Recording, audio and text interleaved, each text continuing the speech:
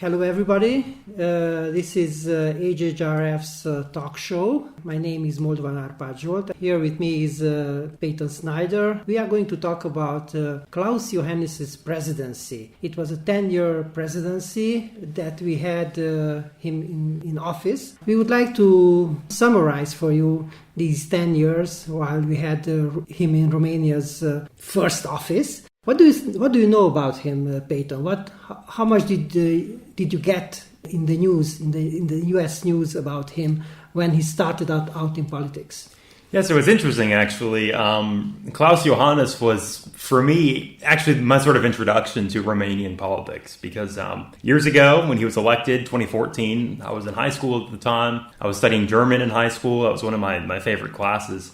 And I remember reading back then in the German newspapers when he got elected. Klaus Iohannis, as his name sort of indicates, he's a member, he's an ethnic German. He's a member of the Transylvanian Saxon minority here in Transylvania. And he's one of the few who didn't emigrate after the collapse of communism. And he became president in 2014. Before that, he had been the mayor of Sibiu, which is kind of the Saxon capital, if you will, in Romania. And this was like back in the 2000s, an up-and-coming city. It had been he had been a very successful mayor there in kind of getting the city renovated and was considered very efficient and clean and all of those things that those cliches we kind of associate with Germans a lot of the time, that they played to his advantage.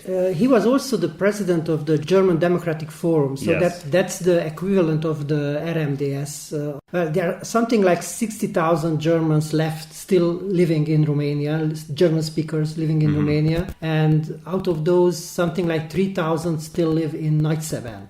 And he was elected mayor by 60-70% majority. That means that even the Romanian population voted for him because there is this aura that the German guy is not corrupt, that he's going to do business. And as you said, in Nagyszeben, Sibiu, Hermannstadt in German, actually this happened. He was a very popular mayor because as the town was preparing for the 2007 European Capital of Culture, which they shared together with Luxembourg, the whole inner city, the downtown, the beautiful buildings were beautifully renovated, and this is like a jewelry box. Yeah, so again, when he was elected in 2014, he kind of leveraged some of these German stereotypes to his advantage. As I understand it, his campaign back then, a lot of it had to do with curbing corruption in the country, stopping corruption in the country. And my understanding is that this is one of the better aspects of his presidency, was that especially in that first term from 2014 to 2019, a lot of progress was made in cracking down on corruption in Romania. Exactly, and especially if we are looking back at who was the president before him.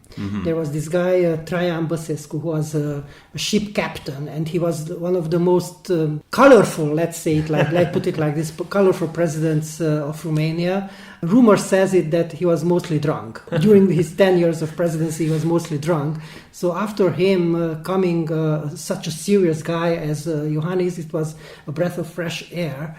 But and correct me if I'm wrong, I think for the Hungarian minority in the country, it was sort of encouraging in a way. I think at the time in 2014, there was hope that with Iohannis being a member of an ethnic minority himself, that he would be a sort of ally for the Hungarian community and their interests as an ethnic minority. Yes, and most of the Hungarian population voted for him. I mean, in Hungarian communities, it was something like 80% of the people voted for him in the second round of the presidential election during his first term. And as you said, and this is why we thought that he will understand the minority issues much better than Romanian himself, coming from the German minority. But we had a very, very rough wake-up call when he proved not to be the guy that we were hoping for.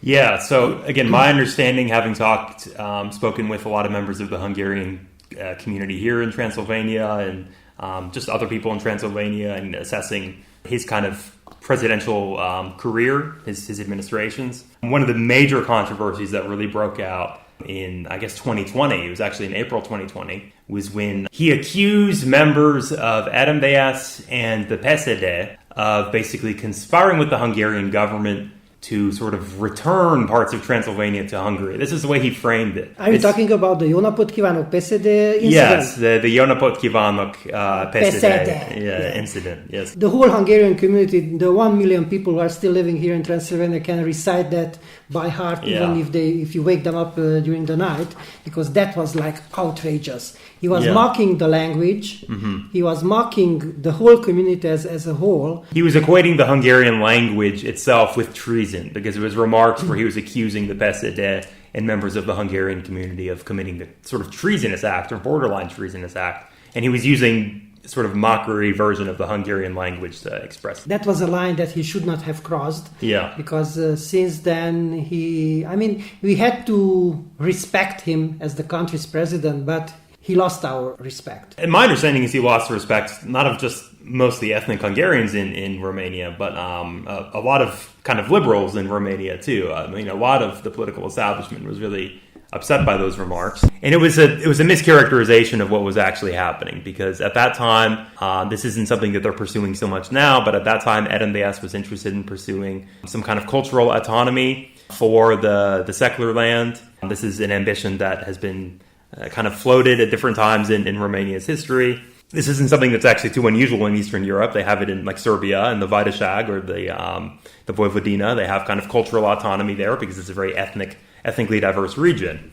So at that time, NMDS was interested in pursuing a similar sort of program for secular land, and PSD was in conversations with them about maybe supporting it.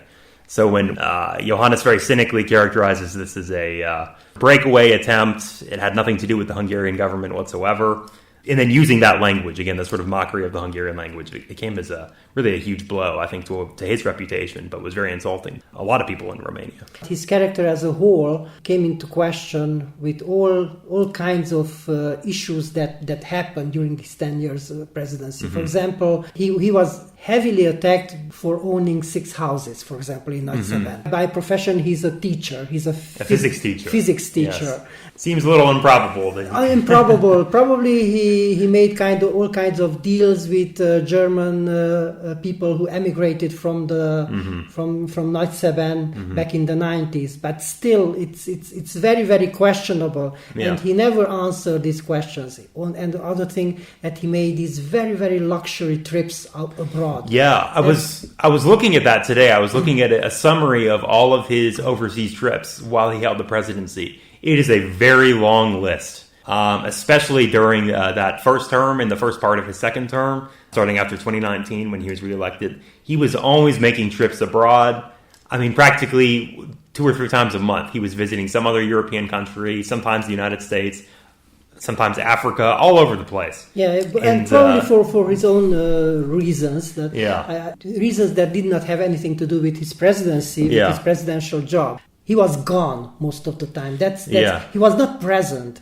In Bucharest. In Bucharest and in the public conversation. He would make these pronouncements about this is the way democracy should work. This is the way a proper democracy conducts itself. He wouldn't really answer a lot of questions. No. It's very almost patriarchal. Like he was sort of lecturing a lot of people. He was he was lecturing a lot and he had these very, very brief press conferences. Yeah. He was not answering questions. He was just saying 3-4 sentences and he was just leaving. He lost all the confidence and all the belief of the people, and by the end of his second term, people were fed up with him. Again, looking at his approval ratings going into the end of his second term in late 2024 when I got here to Romania, his approval ratings were, in the gutter, is what we would say. Always below 20%. At times, I think it even dipped around the 10% figure. So very widely disliked, distrusted, but by the start of 2024.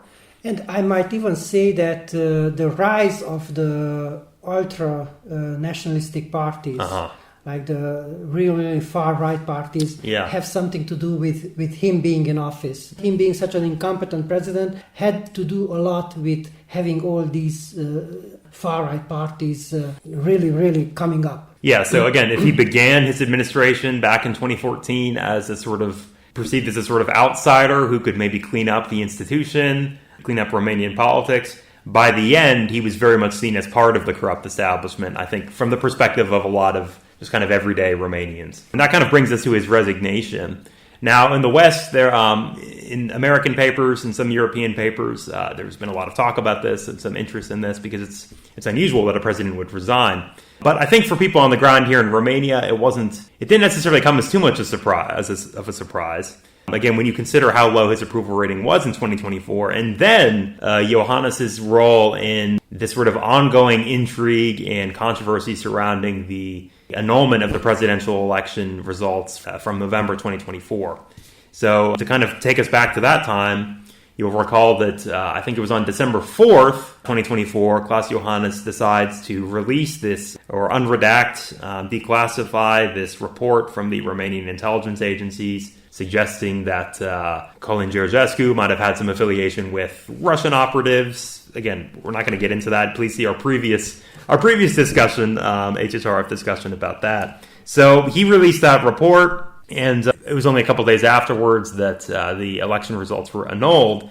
And in that process, Iohannis was basically able to stay on as president past the expiry of his term, right? So since they passed the expiration of his term that was supposed to occur. So since they rescheduled the presidential elections for May 2025, that gave him an extra 5 months where he would retain the office of the Romanian presidency. And as I understand it, that's actually not constitutional. It is not.